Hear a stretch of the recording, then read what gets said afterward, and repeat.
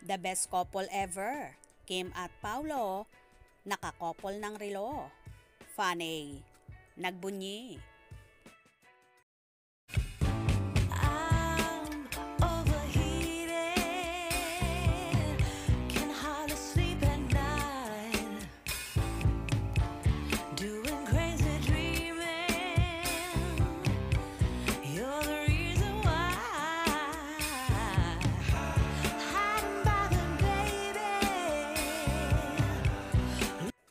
Tuwang-tuwa na naman ang mga Kim Pao supporters sa namataan sa napapabalitang magkasintahan na sina Kim Chiu at Paolo Avellino. Nagbahagi kasi si Chinita Princess sa kanyang Instagram ng video kung saan may suot-suot siyang relo na kagaya ng relo ni Paolo sa naging serye nilang What's Wrong with Secretary Kim, kung saan minamasahe ni Paolo si Kim. Sa naturang video ay may caption na, That's me, Espresso, kung saan iminomodel ni Chinita Princess ang kanyang business na bags na House of Little Bunny.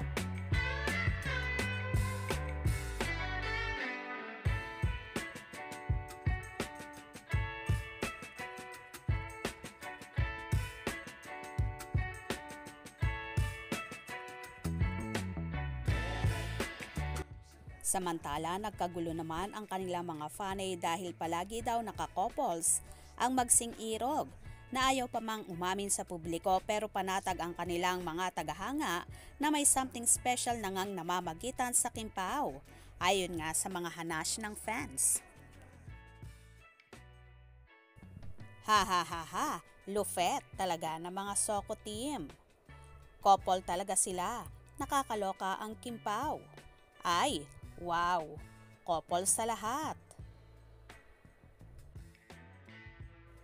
Si Pao naman ata lahat yan, kasi yung nakahawak sa likod si Pao, kamay yan, at si Kim yung hinahawakan.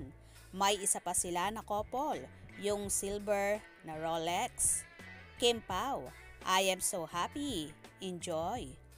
Couple na ni, sila sekreto lang usap para bibo. Di naman tayo sure if couple sila ng gamit. Mamaya, iisa ang wardrobe nila. To think na manly yung style ng watch. So baka kay Pao yan, hehe. Leads to Kimi or give niya since mahilig si Kim sa watch. Pareho sila ng brand ng watch, Rolex. Galing mo, Pao. Tama, aside na alahas, dapat talaga relo. Hindi na makawala yan. Yun din ang unang bigay sa akin until now. Nandyan pa.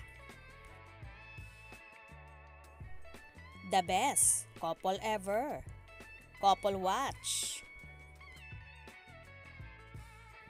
Well, hindi na nga maitatanggi ang pag-iibigan ng Chiu Pao na marami ang nag-aabang kung kailan aamin, lalo pat napapabalita na malimit din silang nagkakasama kahit tapos na ang taping ng kanilang serye.